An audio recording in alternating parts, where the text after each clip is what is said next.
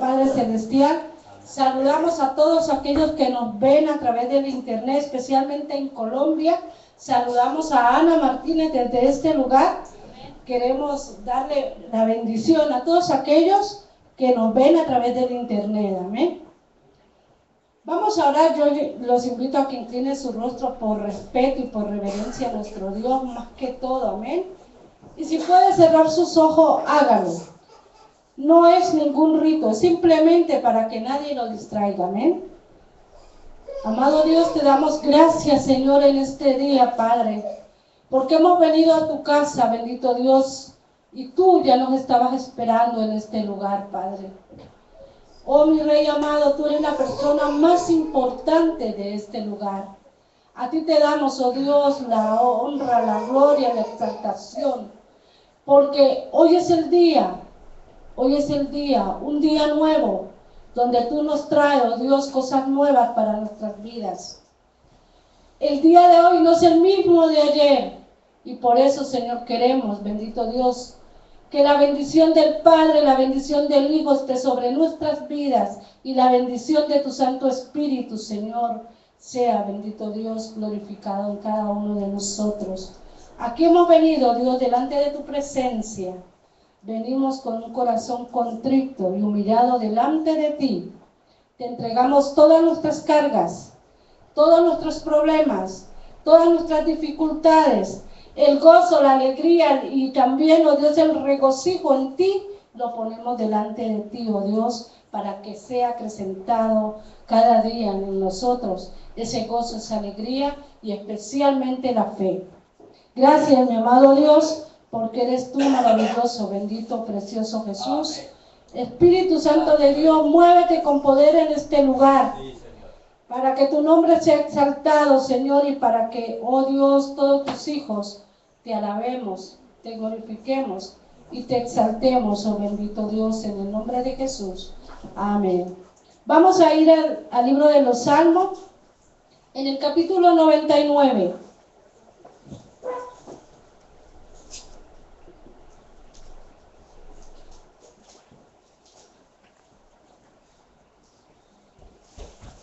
Dios es fiel, hermano. Dice así la palabra de nuestro Señor. Jehová reina. Temblarán los pueblos. Él está sentado sobre los querubines. Se conmoverá la tierra. Jehová en Sión es grande y exaltado sobre todos los pueblos. Alaben tu nombre, grande y temible. Es el santo. Y la gloria del Rey ama el juicio. Tú confirmas tu rectitud, Tú has hecho en Jacob juicio y justicia. Exaltada a Jehová nuestro Dios, postrado ante el estrado de sus pies. Él es santo. Amén. Vamos a alabar a nuestro Dios con gozo y con júbilo y vamos a decirle que Él es Rey, que Él es grande, que Él es santo y que Él es poderoso. Amén. Amén. Bendito Dios. Gloria a Dios. Y que toda rodilla se doblará delante de Él. Es hora de adorarle. Adora a Dios con todo tu corazón. En estos momentos, ábrele tu corazón a Él y dile todo lo que tú sientes de Él. Declárale amor a nuestro Padre Celestial, porque tú estás ante el trono. Jesucristo vino y ha quitado aquel pelo que nos impedía estar en ese lugar santísimo. Y hoy tú puedes acercarte con libertad. Alaba al Señor. Es hora de adorar.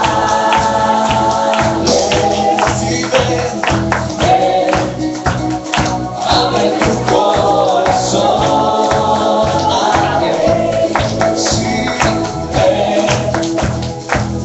Su trono.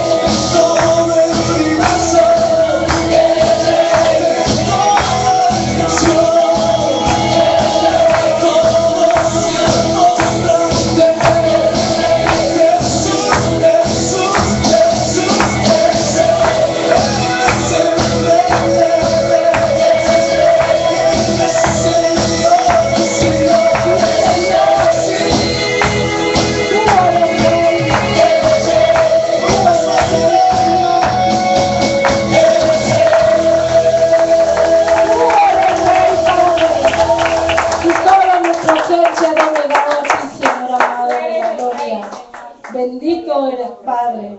Santo y maravilloso eres. Bendito Dios de gloria. En el nombre precioso de Jesús, bajo el poder y la unción de tu Santo Espíritu, oh Dios, te hemos alabado, te hemos glorificado, te hemos exaltado. Te pedimos, Espíritu Santo, que tú te muevas con poder en esta hora, oh Dios. Bendice, Señor, al predicador, oh Dios, y seas tú, Señor, actuando con poder ahora, en estos momentos, oh Dios, en nuestras vidas. No vamos a ser las mismas personas que hemos entrado. Cuando saldremos de este lugar, seremos renovados y transformados por tu Santo Espíritu. Gracias, Señor, te damos en el nombre de Jesús. Amén. Vamos a invitar al pastor que esté pasando, y los niños ya se fueron.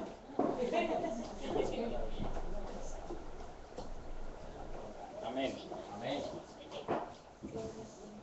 Bendecidos hermanos, podemos tomar asiento. Amén. La gloria y la honra sea para nuestro amado y buen Dios. Gracias. Continuamos con nuestro estudio de los martes. Amén. Amén. Venimos hablando de formación espiritual. Amén. y hemos hablado de la importancia o la necesidad de que Cristo sea formado en nosotros. Amén. También hablamos de la unidad del cristiano con Cristo. Fue lo último que vimos. 1 Corintios 6:17. Pero el que se une al Señor, un espíritu es con él. Amén. Y la Biblia dice que separados de él nada podemos hacer. Así que Dios nos invita a que tengamos una nueva vida en Cristo. Una nueva vida en Cristo. Voy a pedirte que busques en tu palabra, en la Biblia, la carta de Pablo a los Efesios. Efesios capítulo 4. Adiós. Capítulo 4, 17 al 32. Efesios 4, 17 al 32. Lo vamos a leer. Usted me sigue, yo lo leo. Usted me sigue. Y con esto estamos terminando el capítulo anterior, ¿verdad? La necesidad de unirnos en Cristo. Y al unirnos a Cristo y formar un solo espíritu con Él, nuestra vida tiene que ser nueva. Nuestra vida tiene que cambiar. No por nuestros méritos, sino porque Él, nuestro Señor Jesucristo, hace una transformación en nuestras vidas. Amén. Vamos a leerlo y terminamos. Dice: esto pues digo y requiero en el Señor, que ya no andéis como los otros gentiles que andaban en la vanidad de sus mentes, teniendo el entendimiento entenebrecido, ajenos a la vida de Dios por la ignorancia que en ellos hay, por la naturaleza de su corazón, los cuales después que perdieron toda sensibilidad se entregaron a la lascivia para cometer con avidez toda clase de impureza. Mas vosotros no habéis aprendido así de Cristo, si en verdad le habéis oído y habéis sido enseñados, conforme a la verdad que está en Jesús. En cuanto a la pasada manera de vivir, despojaos del viejo hombre que está viciado conforme a los deseos engañosos, y renovaos en el espíritu de vuestra mente y vestidos del nuevo hombre creado según Dios en justicia y en santidad de la verdad. Por lo cual, desechando la mentira, hablad verdad cada uno con su prójimo, porque somos miembros los unos de los otros. Airaos, pero no pequéis. No se ponga el sol sobre vuestro enojo, ni deis lugar al diablo. El que hurtaba, no hurte más, sino trabaje, haciendo con sus manos lo que es bueno, para que tenga que compartir con el que padece necesidad. Ninguna palabra corrompida salga de vuestra boca, sino la que sea buena para la necesaria edificación, a fin de dar gracias a los oyentes. Y no contristéis al Espíritu Santo de Dios, con el cual fuisteis sellados para el día de la redención. Quítese de vosotros toda amargura, enojo, ira, gritería, maledicencia y toda malicia. Antes sed benignos unos con otros, misericordiosos, perdonándoos unos a otros, como Dios también os perdonó a vosotros en Cristo Jesús. Esta es la nueva vida en Cristo. ¿Es un proceso? Claro que sí. ¿Es difícil? Claro que lo es. Pero la Biblia dice claramente que nosotros, si estamos en Cristo, somos nuevas criaturas, que las cosas viejas ya pasaron. Ese proceso hay que vivirlo constantemente, hay que trabajar en él diariamente, ¿verdad? Dice claramente que se quite de nosotros toda gritería, toda amargura, toda maledicencia, que hablemos cada uno con nuestro prójimo, ¿verdad? Todo este proceso es posible solamente si Cristo verdaderamente vive y habita en nosotros. Si no estoy seguro de esa realidad, es necesario ya mismo confrontarnos con esa realidad y poder vivir esa verdad. Así que, antes de continuar, hermanos, vamos a cerrar nuestros ojos en este momento, basados en esta palabra, y vamos a orar a nuestro Dios. Y vamos a decirle: Señor, yo te necesito, Padre. Tal vez por años había escuchado hablar de ti. Quizás llevo varios años, varios meses congregándome en este lugar. He visitado otros lugares, he escuchado hablar de ti, pero no he tenido la experiencia de formar un solo espíritu contigo. Hoy quiero unirme a ti, Señor. Quiero que tú vengas a mi vida, que seas realmente mi Señor y mi Salvador. Yo reconozco, Señor, que hay en mí algunas de estas cosas que tú me estás diciendo a través de tu palabra que debo dejar. Recuerda, si hay enojo, si hay ira, si hay gritería, si hay maledicencia, si hay amargura entre nosotros, es el momento de pedirle al Señor que Él, que sí que nos conoce perfectamente, lo arranque de nuestra vida. Queremos vivir conforme a tu voluntad. Queremos realmente unirnos a ti, Señor, hacer una unidad contigo y que realmente se cumpla tu palabra. Que nosotros tengamos tu mente, que podamos pensar y podamos actuar conforme a tu voluntad, guiados y dirigidos por tu Santo Espíritu. Te lo pedimos en el nombre poderoso de Jesús. Amén y amén. El que se une a Cristo, un espíritu es con él. Amén. Hermanos, esta semana estaremos estudiando sobre la necesidad que nosotros tenemos de un fundamento sólido. En pocas palabras, que entendamos dónde estamos. ¿Qué es lo que nos están enseñando? ¿Qué es realmente esta iglesia? Es muy importante que usted, cuando escucha la palabra, sepa quién le está hablando, qué denominación es y de qué es de lo que le están hablando. ¿Por qué? Porque la Biblia misma enseña acerca de la importancia de que se predique la palabra pura, la palabra transparente, la palabra limpia. Amén. Amén. Y seguimos con formación. Y formación también es información, ¿verdad? Entonces es necesario saber que para poder tener un fundamento sólido necesitamos tener una buena enseñanza con respecto a nuestra doctrina. Doctrina. Grabes esa palabra, doctrina. Empiece a escribir cosas y si necesita que pare para explicarle, páreme. Levante la mano y pregunte, no se preocupe.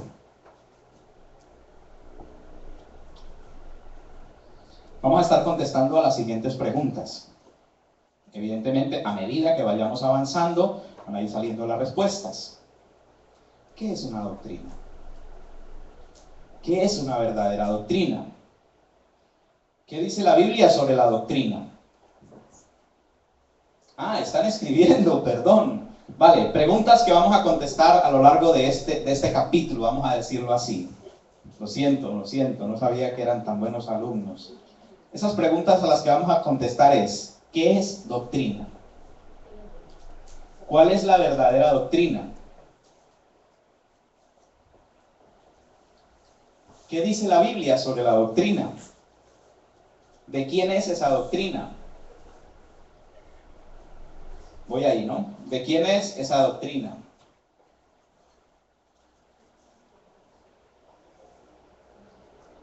Y la última que miraremos es, ¿para quién es la doctrina? ¿Qué dice la Biblia sobre la doctrina? ¿De quién es la doctrina? ¿Y para quién es la doctrina? Primero, para hablar de doctrina, debemos saber qué es eso, con qué se come, ¿no? Si se bebe con agua, si se bebe con gaseosa o con qué es eso. ¿Qué es eso de doctrina? Vamos a hablar de doctrina. Siempre podemos escuchar expresiones como, ¿cuál es esa doctrina? ¿No? ¿O qué doctrina tiene esa iglesia? Pero hay gente que habla de cosas sin saber, que hace preguntas porque escucha. Vamos a mirar qué es doctrina. Doctrina, vamos a definirlo. Si lo están copiando, voy a pedirles que me lo comenten para no avanzar muy rápido. Doctrina. Hablar de doctrina es igual a hablar de teología. Hablar de doctrina es similar a hablar de teología. Y es el estudio, o sea, si yo le pregunto a alguien, ¿y qué teología es esa? Le estoy diciendo qué doctrina es esa, o viceversa, ¿verdad? Es lo mismo decir doctrina o teología, ¿vale? Ahora vamos a definir doctrina. Doctrina es el estudio de los hechos y verdades hechos y verdades relacionadas con Dios. ¿Eso es doctrina o teología? Estudio de los hechos y verdades relacionadas con Dios, presentados de una forma lógica y ordenada. Y verdades relacionadas con Dios, presentadas de una forma lógica y ordenada. Repito, es el estudio de los hechos y verdades relacionadas con Dios, presentadas en una forma lógica y ordenada. Eso es doctrina. Para que entendamos mejor lo que es doctrina o teología, debo decirles que la palabra teología viene de dos palabras griegas. Teo, que significa Dios, y logia, o logía, que significa estudio. Teo, exactamente. Si unimos esas dos palabras, entonces tendremos como resultado estudio de Dios. ¿Amén? Entonces, doctrina es el estudio de Dios. Teología es el estudio de Dios. Dicho en otras palabras, como lo escribieron, es el estudio de los hechos y verdades relacionados con Dios, presentado de una forma lógica y ordenada. Bien. También, cuando hablamos de doctrina, no podemos dejar de hablar de tres palabras que involucran una doctrina. Y esas palabras son religión, dogma y teología.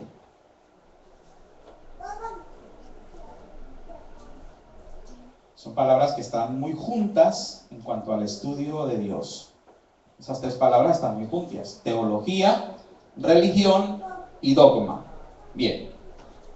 ¿Estamos de acuerdo? ¿Ya estamos claros? Hasta ahí estamos claros. Entonces, podemos decir que para nosotros saber dónde estamos, cuál es el fundamento sobre el cual se nos está edificando, sobre lo que se nos está enseñando, debemos entender teología, que es estudio de Dios. Amén. ¿Qué es religión? Para que no nos confundamos. Religión es un conjunto de creencias, prácticas y costumbres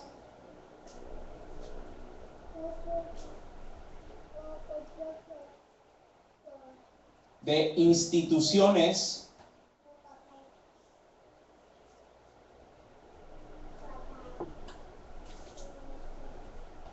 a través de las cuales los seguidores de Cristo expresan su fe y rinden culto a Dios. Repito, religión es un conjunto de creencias, prácticas y costumbres de instituciones a través de las cuales los seguidores de Cristo expresan su fe y rinden culto a Dios.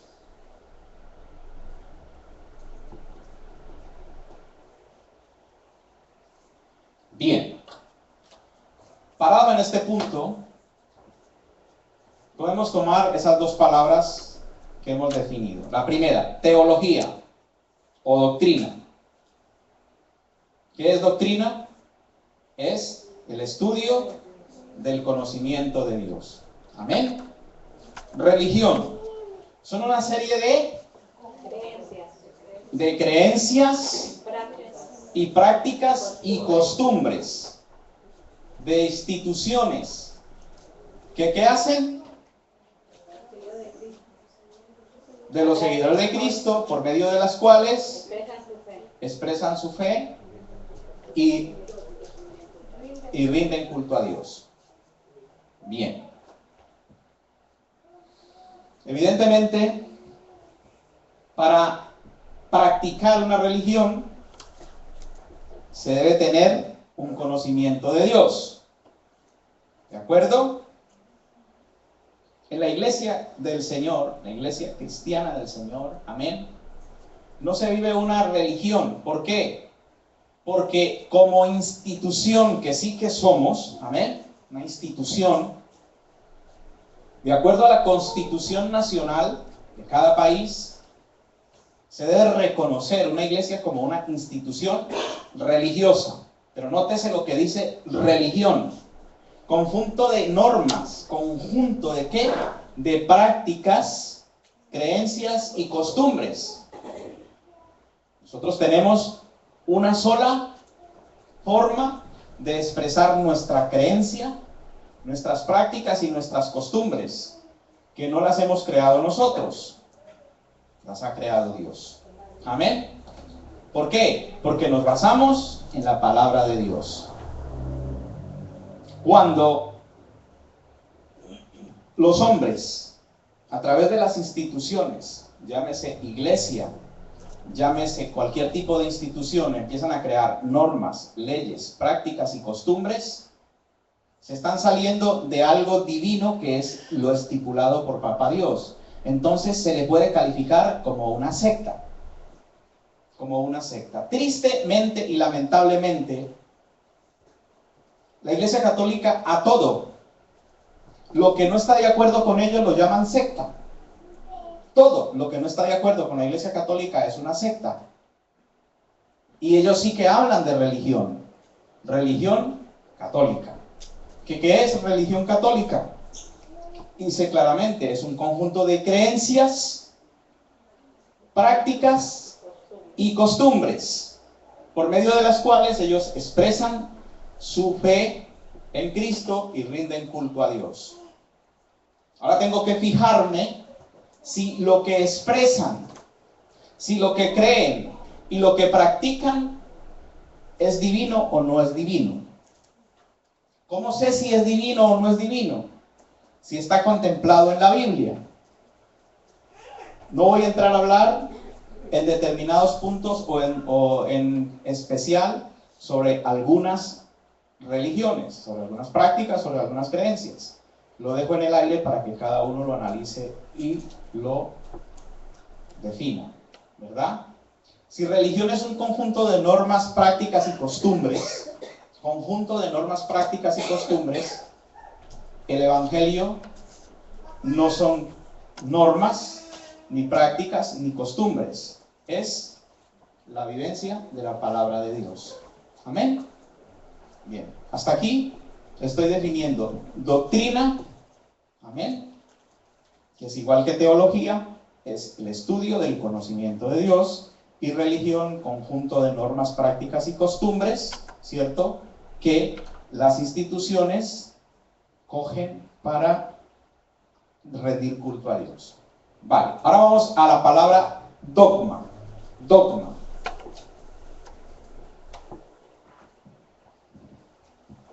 Es como el centro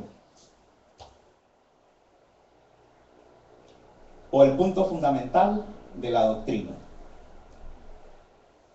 Un dogma es algo que no necesita comprobación. Y para este caso es el centro mismo de la verdad que estamos declarando. Entonces, para nosotros, los cristianos, si dogma no necesita una explicación,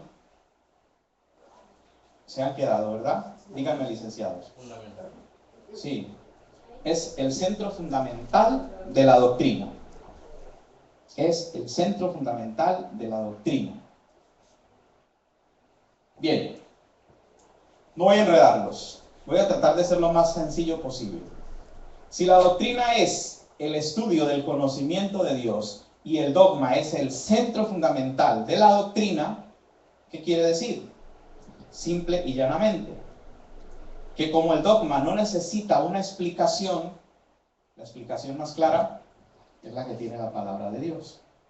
Centro fundamental de la doctrina es la Biblia, la palabra de Dios. Y ahí nos vamos enfocando acerca de una realidad a responder todas esas preguntas que nos hemos planteado. ¿Qué es una doctrina? ¿Cuál es la verdadera doctrina? ¿De quién es esa doctrina? ¿Verdad? Ahora, si el dogma es el centro fundamental de la doctrina y no necesita ninguna explicación, ¿por qué no la necesitará? Porque ya está bien clara aquí. El Señor Jesucristo declaró, lo vamos a ver más adelante, que cualquiera que enseñase otro evangelio diferente al que Él dejó y difundió a través de los apóstoles, se le considerara anatema, se le considera falso y engañoso. La palabra del Señor, como lo he dicho muchas veces, es como el piñón de una bicicleta con su cadena. Para que las ruedas se muevan, necesitamos mover la cadena sobre el piñón, y si se rompe el piñón o se rompe la cadena, no hay movimiento.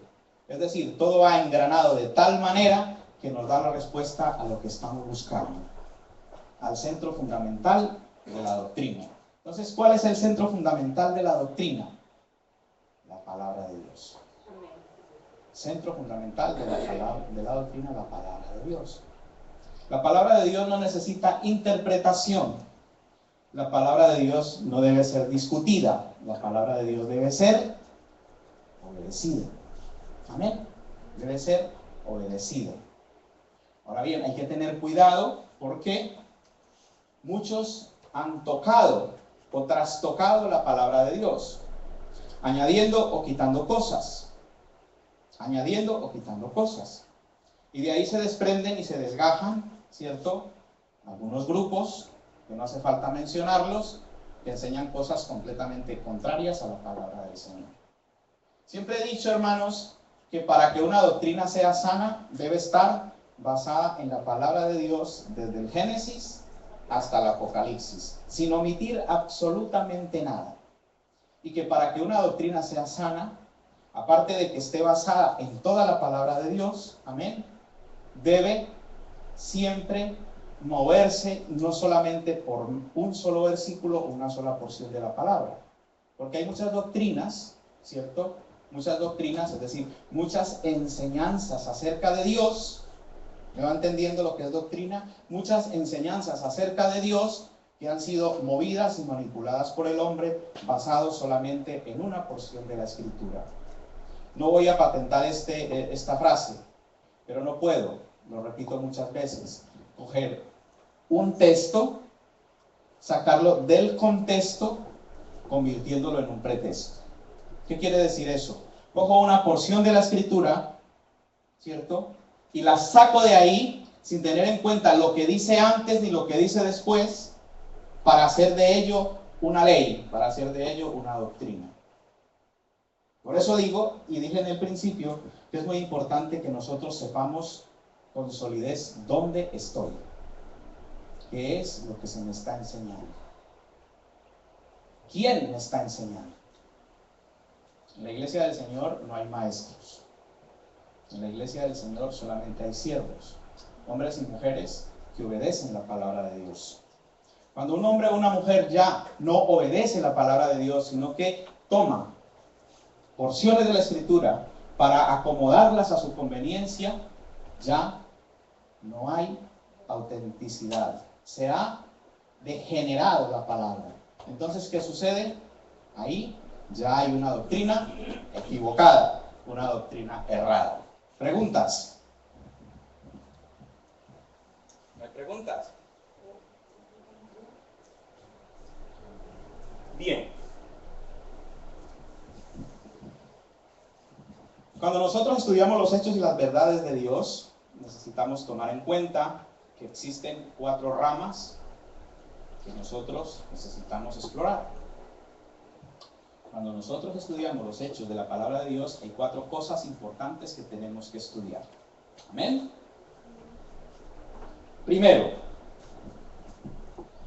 si yo digo teología y digo doctrina, estoy diciendo lo mismo. Entonces, doctrina bíblica. Primera, doctrina bíblica. Doctrina práctica. doctrina sistemática, lo digo de nuevo, doctrina bíblica, doctrina práctica, doctrina sistemática y doctrina histórica. Dicho de una forma similar, teología bíblica, teología práctica, teología sistemática y teología histórica. Amén. Vamos a definir uno por uno. Sí. Son 4 elementos fundamentales para un estudio de las verdades de Dios. 4 elementos fundamentales para hacer un estudio sobre las verdades de Dios. Es decir, para estudiar una doctrina, para descubrir la verdad de una doctrina. Amén. Vamos a definir. Bien. Si están escribiendo, díganme que yo puedo parar y repetir los conceptos. Bien. Teología bíblica o doctrina bíblica. Aquí resumo en 4 palabras lo que dije hace un rato. Es el estudio de las verdades de Dios a través de toda la Biblia. De toda la Biblia. Teología bíblica es el estudio de las verdades de Dios a través de toda la Biblia. No, que el Antiguo Testamento es muy complicado, que hay un montón de fechas, que hay un montón de nombres, que de qué sirve esto, que de sirve aquello. No. Dice la Biblia que toda la Escritura es inspirada por Dios y es útil para enseñar, para corregir, para instruir en justicia, a fin de que todo hombre de Dios sea perfecto, enteramente instruido para buena obra. Eso dice la palabra. Toda la Escritura. Ve cómo lo que estoy diciendo yo respecto de la Biblia se va engranando, ¿no? Dice toda la Escritura. Entonces, cuando digo que voy a hacer un estudio sistemático, teológicamente, o un estudio doctrinal, bíblico, estoy diciendo que estoy tomando toda la Biblia, de Génesis hasta Apocalipsis, para conocer las verdades y realidades de Dios. ¿Verdad? ¿Está claro? Hay conceptos que no los tengo aquí, sino que me llegan en el momento, y es importante que si los consideras importantes, que los tomes y que los apuntes, ¿verdad?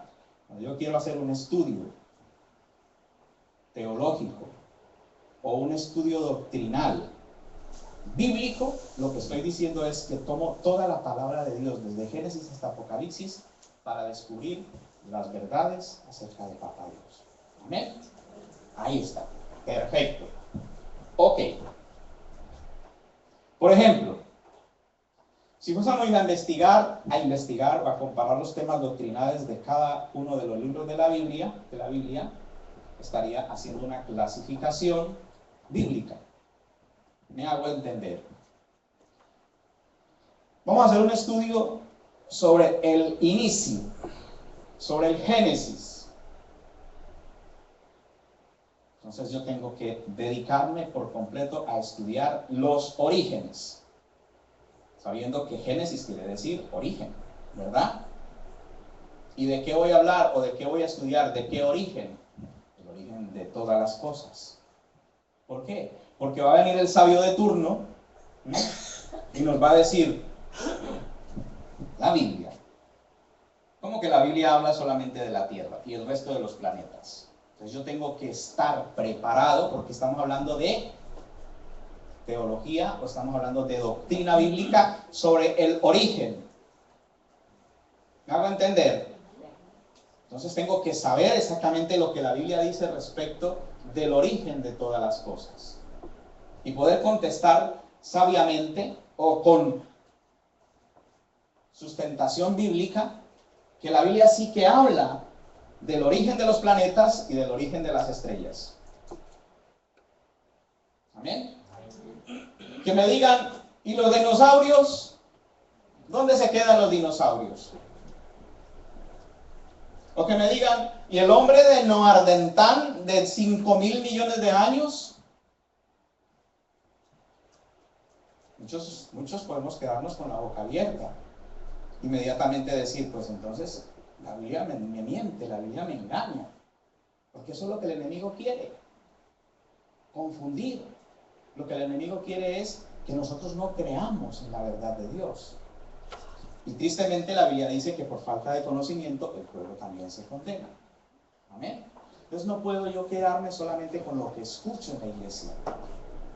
Hay en la Biblia una iglesia que dice la palabra que eran súper listos, que eran más listos que los de otras iglesias. Escuchaban en la iglesia, tomaban apuntes como lo hacéis vosotros y luego ¿qué hacían? Iban a su casa y confirmaban si era cierto lo que les habían dicho. Amén. A veces venimos a la iglesia y no nos enteramos de la mitad, y no porque nos falte el aparato, como a veces le pasa al hermano Manolo. No por eso, sino porque estamos pensando, hoy no llevas, hoy sí llevas, todo bien, ¿no? Todo bien como el pibe. Y entonces porque estamos pensando en otras cosas, estamos perdidos. Hermanos, cuando venimos a la iglesia debemos venir con los 5 sentidos disponibles porque Dios nos quiere hablar. Dios nos quiere hablar, nos quiere sacar de la ignorancia de las verdades de Dios. Ojo que yo no les estoy diciendo que son ignorantes, estoy diciendo que nos quiere sacar a todos, a mí también, de la ignorancia de las verdades de Dios. Porque no conocer una cosa es ignorarla. ¿No? Es ignorarla. Por eso debemos estar atentos. Entonces, como dije, si yo quiero hacer una investigación, comparar los temas doctrinales de cada uno de los libros de la Biblia, tendría que clasificarlos como teología bíblica. O sea, si yo quiero hacer un estudio de cada libro, ya tengo que decir, estoy haciendo un estudio teológico de la Biblia. De la Biblia. ¿Por qué? Porque a través de la Biblia, que es la información que tenemos disponible de parte de Papá Dios, estamos intentando conocerle más, conocerle. Esfuérzate por conocerme y entenderme, dice el Señor. Jeremías 33:3, clama a mí y yo te responderé, te contaré, te mostraré, te enseñaré cosas grandes y ocultas que tú no conoces. Sabemos perfectamente que si queremos saber de ciencia, aquí está. Si queremos saber de tecnología, aquí está. Astronomía, todo está ahí. Ahí está todo, exactamente todo, todo, todo. Es un libro perfecto porque lo escribió el perfecto, el único y sabio Dios. Inspiró a hombres y mujeres como tú y como yo, en diferentes épocas, en diferentes tiempos de la vida, para revelar esas verdades aquí. Como dice la palabra, escondida a los sabios para revelarnos a nosotros los simples. Los simples, porque para mucha gente, nosotros los cristianos somos simplemente gente ignorante. Gente sin ningún conocimiento, sin ningún tipo de cultura. Desde el siglo II se dice esto. Y lamentablemente se ha transmitido de generación en generación. Conocemos y hemos visto, por ejemplo, hace un mes o así, teníamos a 6 médicos aquí en la sala, en la iglesia, escuchando la palabra de Dios. Vino un hombre, un ginecólogo, a decirme, pastor, muy bueno el mensaje. Doy gracias a Papá Dios. Ayer hablaba con su hija, estoy hablando de los doctores, y me decía que la iglesia donde se congregan sus padres hacen 3 cultos en el día. Empiezan a las 9 de la mañana y están haciendo cultos porque es inmensa la iglesia, ¿verdad? Y seguramente que no son los únicos médicos que hay allí. Se necesita la sabiduría de Dios para poder comprenderle a Él. Dice la palabra que el que esté falto de conocimiento, pídalo a Dios, el cual da a todos abundantemente y sin reproche. Él no está buscando solamente médicos, está buscando el corazón de los médicos, el corazón de los ingenieros, el corazón de los simples, para avergonzar a los sabios. Amén. Hablando de esto, yo lo digo con propiedad porque lo ha contado José Fernando, que es el médico, el esposo de la doctora. Dice que cuando visitó a los hermanos en Colombia, sus suegros, fue a conocerlos, el hermano lo comprometió, el suegro. para dar una conferencia en la iglesia. Dice que el hombre estaba así, temblando. Todo un profesional, como se dice vulgarmente, que se ha quemado las pestañas estudiando, que se para frente a un enfermo y que ahí está, le salva la vida de alguna forma, vamos a decirlo entre comillas, porque lo hace Dios y Él lo sabe. Estaba temblando porque se estaba enfrentando a algo sagrado, la palabra de Dios. Amén. Dice bien claro la Biblia, pues, que a los sabios de este mundo avergonzó Dios y nos escondió a nosotros, escondió todas esas verdades. ¿Para qué? Para revelárnoslas a nosotros, los simples. Y no simples solamente porque lo seamos, sino por lo que la gente considera de nosotros. Amén. Bien, entonces cuando hablamos de teología bíblica, estamos hablando de buscar un conocimiento de las verdades de Dios a través de exactamente toda la Biblia. Cuando hablamos de teología práctica, estamos hablando de las áreas prácticas del ministerio. Es decir, el aprendizaje, como por ejemplo, cursos de homilética, ¿no? Lo defino para todos. Homilética es el arte de predicar y entregar el mensaje de la palabra de Dios. Amén. Hay que estudiar para esto, sí y no. Sí y no. Sí, lo repito, Mari Carmen. ¿En qué estás, hija? Bien. Vale. Tienes que estudiar homilética. Bien. Cuando hablamos de teología práctica o doctrina práctica, estamos hablando de lo práctico en el ministerio, es decir, el aprendizaje a entregar un mensaje, ¿cierto? Es lo que la iglesia debe procurar siempre, porque si en una iglesia, y esto ojo porque vamos definiendo cosas importantes para marcar diferencias, si en una iglesia solamente hay una figura, si solamente predica el pastor, si el pastor es el orquesta, él predica, él ora por las ofrendas, él recoge los diezmos, él atiende a la gente en la puerta, entonces eso ya es una secta. Está solamente figurando una persona y ese es el que se lleva todos los honores. Los honores se los debe llevar Cristo. Entonces la iglesia debe ser formada y capacitada. Conozco lugares donde si el pastor no viene no hay culto. ¿Por qué? Porque no hay una persona preparada. Porque no hay alguien responsable. Esto es peligroso. Es muy peligroso. Porque cuando el pueblo viene a la iglesia, cuando la gente viene a la iglesia, viene a alimentarse. Y debe haber alguien que esté preparado para darle el alimento de parte de Papá Dios. Entonces, cuando hablamos de teología práctica, de doctrina práctica, estamos hablando ¿de qué? De las prácticas que se deben desarrollar en el ministerio. Como es la preparación, en un caso como la homilética, prepararse para entregar un mensaje, dar la consejería, ¿verdad? Dar consejería, ¿cierto? Ahora, si no está el pastor, aquí no se puede hacer nada. No, que una hermana tiene un problema, tal cual. Pues si no es el pastor o la pastora, no podemos hacer nada. Muchacho, ¿no somos todos miembros de un solo cuerpo? ¿No necesitamos este dedo todos? El cuerpo necesita este dedo. ¿Para qué? Para rascarse el oído al menos. Para algo lo necesita. Si no está, hay problema. Así mismo en la iglesia. Amén. Entonces, debe haber gente preparada para ello. Como digo, consejería y toda la formación cristiana. Toda la formación cristiana. En todas las áreas.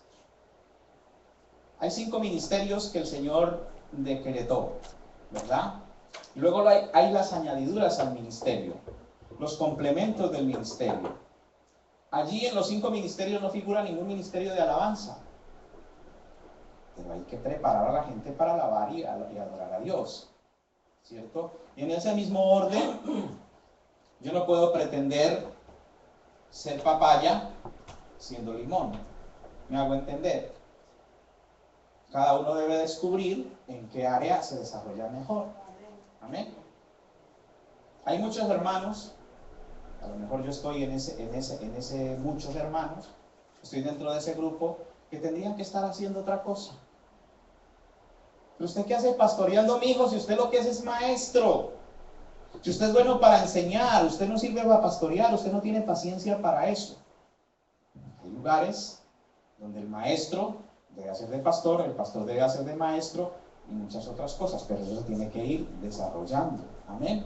Entonces ahí estamos hablando de teología práctica, lo que se hace para desarrollar a la iglesia. Amén. Todo lo que tiene que ver con la formación. Y es bíblico, hermano. Ya lo vimos la semana pasada, di una pincelada, sucedió cuando Moisés cuidaba al pueblo en el desierto, quería hacerlo todo, y no podía hacer. Tuvo que venir un viejito a decirle, oye, que no, que esto no es así. Si sigues así te vas a morir y tampoco puedes atender a tu familia.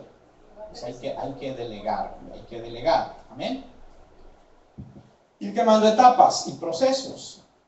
Yo hablaba con Jonathan y le decía acerca de la importancia de mantenernos, y esto lo digo ya como consejo para todos, ¿cierto? En diferentes niveles.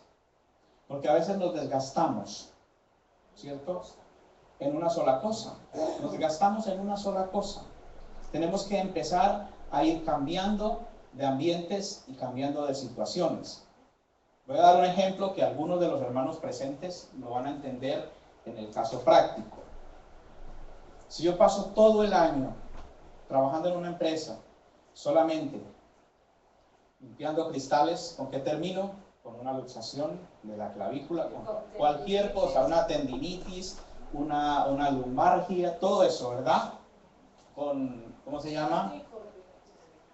Con problemas de cervicales, porque solo estoy con eso, de vez en cambio de mano, pero es el mismo movimiento, ¿verdad? Entonces tengo que cambiar de actividades. Descansar no es tumbarme en el sofá, es hacer un cambio, ¿verdad? Un ratito voy y me tumbo ahí en el sofá, luego me levanto, me pongo a leer, me voy fuera, estoy cambiando de actividad y de esa manera descanso, ¿verdad? Entonces, de la misma forma tiene que ser en la iglesia. Persona que lleva toda la vida el tesorero, gloria a Dios, una persona honrada, una persona digna, pero no sabe hacer otra cosa. No sabe hacer otra cosa. Cansa, ¿verdad? Todo el día conduciendo, todo el día trabajando, conduciendo el coche, cansa, ¿verdad? Llegas ya rendido a casa, te cierras los ojos y lo único que ves es coches. No ves sino coches, y si es de noche solo ves luces. Y lo mismo pasa en el ministerio. Entonces, hay personas dentro del ministerio que solo traen problemas. Son necesarias, claro, porque la gente nueva cuando viene con problemas, y esto es un hospital. Y hay que atenderlas. Hay que atenderlas. Hay que hacerle la transfusión de sangre. Esto que no lo escuche ninguno de los testigos, porque me van a apedrear. Pero hay que atenderlas. Hay que inyectarle la sangre de Cristo. Son buenos para dar sangre, no para chupar. Hay otro tipo de personas que son los que son productivos, ¿verdad? Las personas que siempre están ahí. Hay otro caso y son las personas que siempre se sientan en el mismo lugar. Entonces, menos mal que aquí somos pocos y no tendría yo el problema de ¿dónde está la hermana Marta? Que siempre se sienta ahí, ¿verdad? Ese tipo de personas que siempre están, casi que no causan problema, ¿no? Problema cuando dice, ¿y dónde está Martita? Que no la veo, que no vino. Ujier, hagan un favor, mire a ver dónde está Marta. Marta vino. Resulta que hay 50 Martas. Yo estoy preguntando exclusivamente por Marta, la que nunca falta. Entre comillas, esas personas no dan problema. Siempre están ahí, disponibles, dispuestas. Amén. ¿Ves? Ese tipo de gente, con esa gente también hay que acercarse. Luego hay otro tipo de personas que son esas personas que te aportan. Y cuando digo aportan, no son las que diezman ni ofrendan, no, porque en teoría todos tendríamos que hacerlo, sino las personas que aportan bendición, las personas que aportan ese brazo, ese hombro, esas personas que ya te conocen y que con solo mirarte te dicen, ¿qué te pasa, pastor? Usted está bien, seguro. y que cuando te abrazan sinceramente. Ese tipo de gente. ¿Ves? Estoy hablando de algo práctico, ¿no? No es, vengo, doy el sermón, caña venteada y salgo corriendo. Hasta el sábado. ¿No? Estoy hablando de algo práctico, constante, permanente. Una relación entre personas, entre hombres y mujeres en un mismo espíritu que buscan más el conocimiento de Papá Dios. Es doctrina, claro que es doctrina. Claro que es doctrina. ¿Por qué? Porque yo aprendo de Julia. Aprendo de Joan que acaba de entrar. Del niño, aprendo de él, aprendo de todos y cada uno de vosotros. Es la práctica diaria, ¿verdad? Estamos hablando entonces de la teología o de la doctrina práctica. Tercero, la sistemática o la teología sistemática o la doctrina sistemática. Es un estudio sistemático que se organiza o organiza todas las verdades por temas respecto de la fe. Que organiza todas las verdades por temas respecto de la fe. Esto es sistemático. Por ejemplo, todo lo relacionado con el tema de las Escrituras lo debo clasificar con el título La Palabra de Dios. ¿Perdón? Las verdades acerca de la fe. Las verdades acerca de la fe.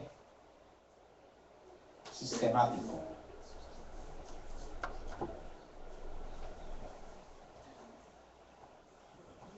Lo que quiero decir que hago un estudio sistemático, organizando las verdades por medio del estudio de la palabra de Dios. Es un sistema, todo va basado en la palabra de Dios. Cuando yo hablo de doctrina práctica, estoy hablando de una realidad bíblica. ¿Cuál es? El Señor constituyó 5 ministerios, amén, y que esos ministerios se deben desarrollar, ¿para qué? Para el conocimiento y la perfección de los santos dentro de la iglesia. Y que dar citas de edificación, que hacer pastoreo personalizado, que tener células en los hogares, que todo esto es bíblico. La Biblia lo enseña, que los primeros cristianos lo hacían de esta manera, amén, que compartían el pan y las oraciones, teniendo favor, ¿con quién? Con solo los de la iglesia, no, con todo el pueblo, con todo el pueblo. Hermano, nos está llegando una pareja, esta mañana vinieron los dos, el matrimonio de 2 personas musulmanas, una parejita musulmana. Gloria a Dios, ¿por qué no? No, porque estos son moritos. ¿Qué me da? ¿Qué más me da? Ellos no saben que el mismo Dios que yo adoro es el Dios que los ha creado a ellos. Y lo único que saben y entienden es que tienen hambre y yo lo tengo para darles, les doy. Les doy. Teniendo favor con todo el pueblo, con todo el pueblo. Ramón el otro día, perdona que te coja como ejemplo, se ha acercado un hombre que ya lo conocemos todos, que va por los contenedores recogiendo basura. Estuvo hablando. ¿Dónde vives? ¿Qué haces? Te he visto en tal sitio. Con todo el pueblo. Con todo el pueblo. Tenemos un mini proyecto de ir a ver qué hacemos con estas personas que se sientan en los bancos a beber y fumar. Ay, no, esta gente como él, esta gente qué tal. Todo el pueblo, mijo. Todo el pueblo. Entonces yo puedo hablar de un estudio sistemático sobre las realidades de la fe, que es la palabra de Dios. ¿Cuál? Que debemos amarlos los unos a los otros, sin hacer acepción de personas. Entonces, cuando hablamos de esto, estamos hablando de realidades de la fe basadas en la palabra de Dios. Y luego, cuando hablamos, el cuarto punto, de una teología o de una doctrina histórica, es una investigación en el desarrollo de la investigación a través de los siglos. Es decir, que a través de una doctrina o de un estudio doctrinal histórico, yo puedo conocer la vida de los personajes de la Biblia, por ejemplo, ¿verdad?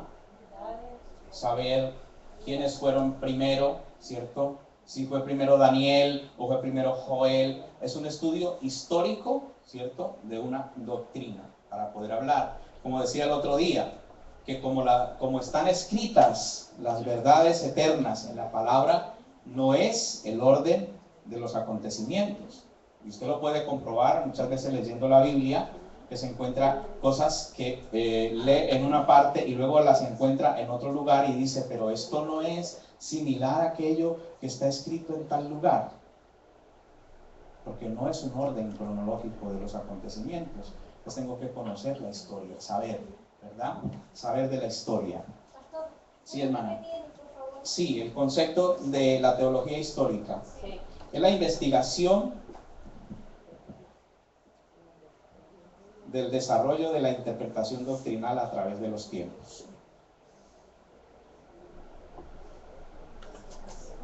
Del desarrollo doctrinal a través de los tiempos.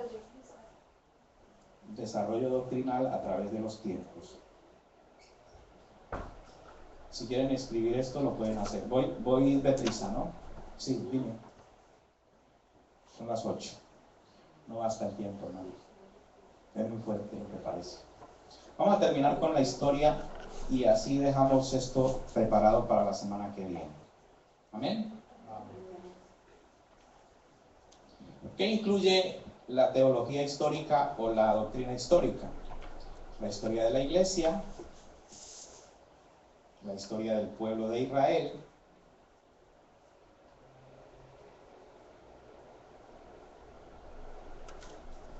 la historia de la creación,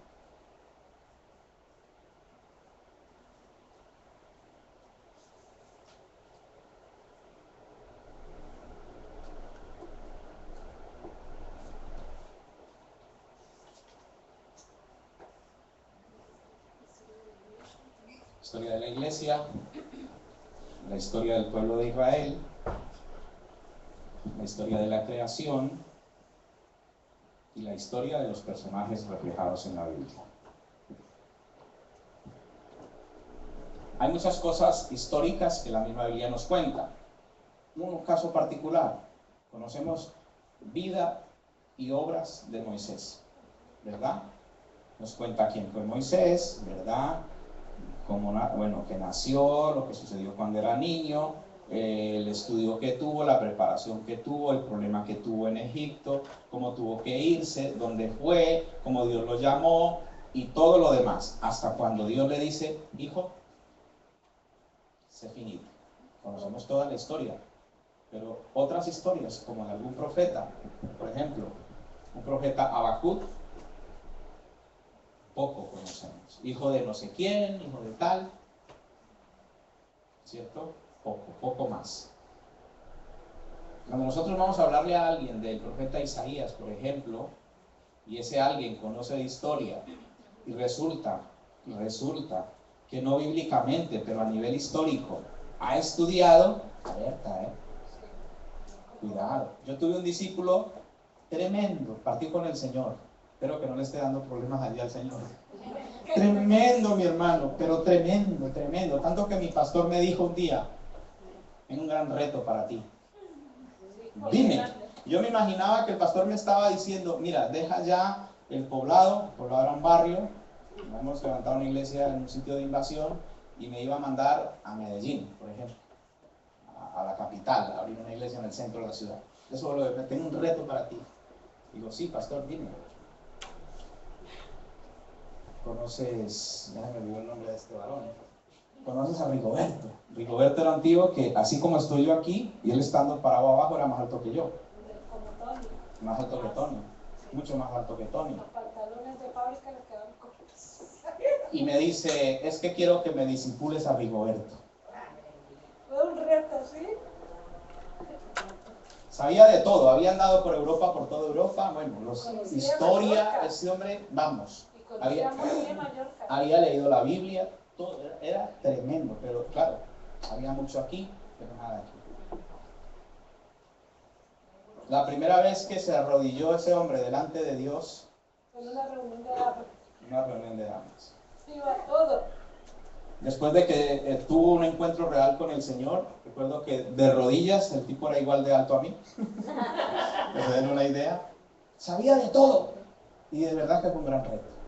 Me obligaba, realmente, no porque me lo exigiera, me obligaba a estudiar historia, a leer otro tipo de libros.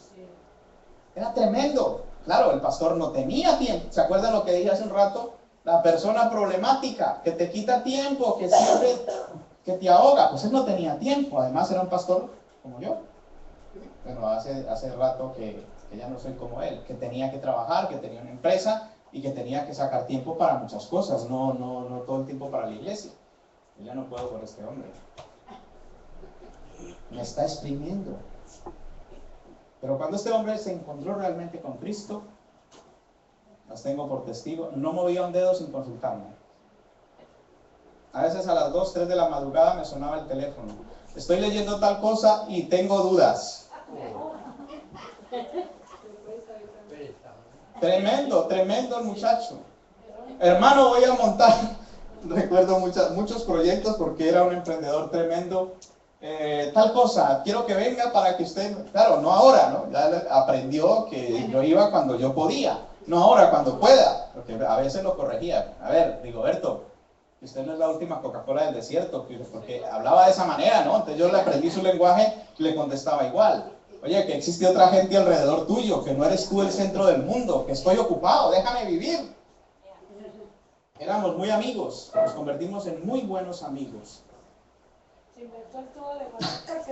Y siempre, para todo, me llamaba, me mostraba los proyectos y así, no daba un paso sin consultarme. Como lo de los Mercadona. Pero ¿qué pasa, hermanos? Que yo, a raíz de ese reto, que yo sé que no lo puso el pastor, sino Dios, tuve que aprender muchas cosas.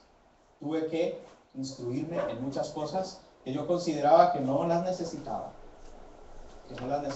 Y son necesarias, sobre todo cuando estamos hablando de la sagrada palabra de Dios. Recuerdo, para terminar, un día me dice, ¿quién es Melquisedec? Lo estuvimos hablando esta semana. No tiene genealogía, se menciona 3 veces en la palabra. Y el Señor es tan maravilloso que hacía como 5 o 6 días se me había dado por investigar sobre Melquisedec y le dije, mira, solo aparece 3 veces en la Biblia. Es una tipología de Jesucristo. Y dice, sí, porque estaba empezando, imagínate, estaba empezando a meterse en internet. Era un tipo mayor. Cualquiera decía, que va. Tremendo. Se metía en internet, investigaba y todo eso. Y claro, en principio la gente pensaba que cuando hacía ciertas preguntas lo hacía para poncharte, lo hacía para ponerte en evidencia. No, es porque mantenía con esa mente, claro. Era un hombre jubilado, no trabajaba, tenía demasiado tiempo. Pero a este tipo de personas nos vamos a encontrar, hermanos. Y devuelvo la película, pastor. Desenvuelvo la película. Muy bien. Nos quedamos aquí, hermanos. Lástima, el tiempo no alcanza. ¿Alguna pregunta? 2 minutos. No hay. Oramos. Puestos en pie. Y después pasamos a Jonathan para que ore por las ofrendas. Damos los anuncios y nos despedimos. Amén. Padre, quiero darte gracias en el nombre de Jesús por tu pueblo, Señor, que has congregado en este día. Quiero pedirte que a través de tu Espíritu Santo nos permitas entender que estos temas son necesarios, Padre Celestial.